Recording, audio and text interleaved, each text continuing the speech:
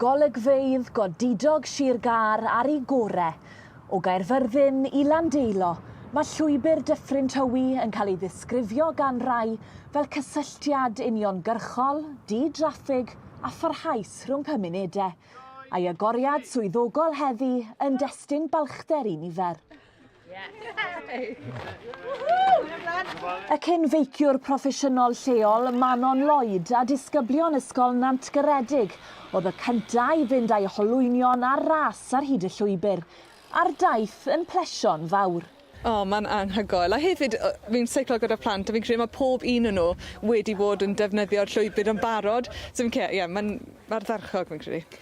A pa mor bwysig yw I chi'n credu bod na lwybrau diogel a hygyrch fel yr un yma, chymod, ar draws ein siroedd ni? Mae'n bwysig iawn oherwydd, fi'n credu I pobl sy'n falle newydd I seiclo. Mae'n gallu bod yn eitha dangerous os ti'n becsom di ceir a popeth arall. Mae lot I meddwl pan ti'n reid o beic, so I cael rhywle.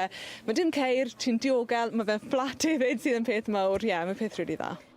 16.7 miliwn o bunnoedd gan gronfa ffyniant bro Llywodraeth y Deyrnas Unedig sydd wedi talu am y llwybr, ynghyd ag arian gan gyngor Sir Gaerfyrddin a chontractwyr rhanbarthol allweddol. Y llwybr yma yn pwysig iawn I economeg lleol, I gymuned lleol ac I ddod y phobl at ei gilydd. Nawr yn ôl y cyngor, maen nhw eisoes 'di derbyn ymateb gwych gan bobl lleol ac ymwelwyr i'r llwybr.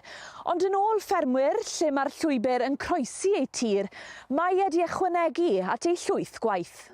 Sicr, mae gofyn I ni fod yn garcus am beth I pryd mae'r anifeiliaid yn dod a gwaith I ni wneud ar y ffarm, bod ni ddim yn amharu gormod gyda'r trac. Then goffer agor y cae gatau bach mwy aml falle, a wneud siŵr bod yr anifeiliaid ddim yn dod I gyfarfod â gormod o bobl, ond fel ni'n gweud, fel mae ar y funed, ni'n cwpo'r eitha da. Ond cyfiawnhau'r llwybr mae'r cyngor Sir, sy'n dweud ei fod yn goridor diwylliannol a hamdden allweddol. Wel, iechyd yn un o'r pethau, mwynhau bod yn saff, gallu bod cael amser gyda'r teulu yn rhywle, chi ddim yn gyffo gyfidio am ceir na dim byd. A wrth gwrs, mae twristiaeth, mae rhaid bod hwnnw yn bart o hefyd.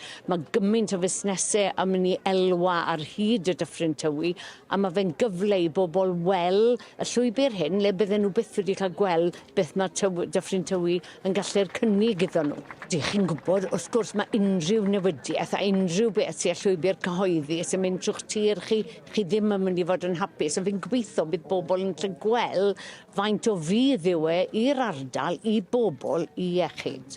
Tŵr Paxton, Castell Dryslwyn a Chastell Dinefwr.